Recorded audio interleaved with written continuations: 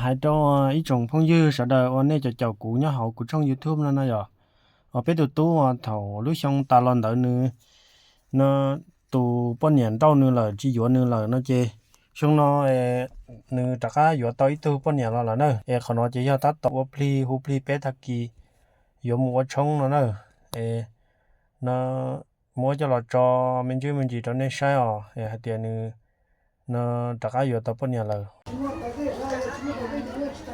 이거 내내 이제 막 봐도 와. 봐봐라.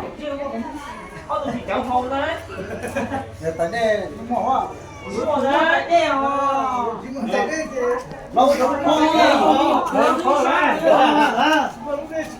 아니야 중간도 내요.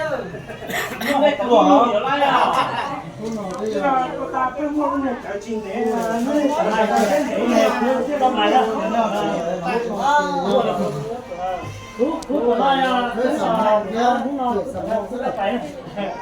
nó giờ có giờ cũng nó cũng có giờ bắt buộc đấy là sau cái gì đó đấy thì thôi nó là trẻ cũng tặng ngon á. nó ra gì nữa nó ra tiền gì đó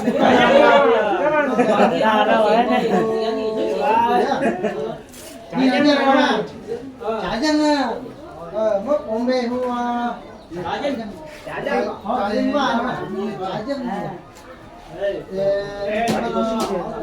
nha nó có một xem rồi nha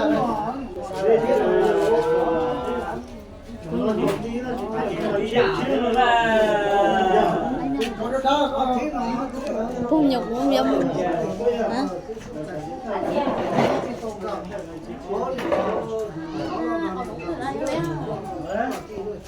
Bây giờ chúng con thì chắc nó có của nó ta nó đem cũng không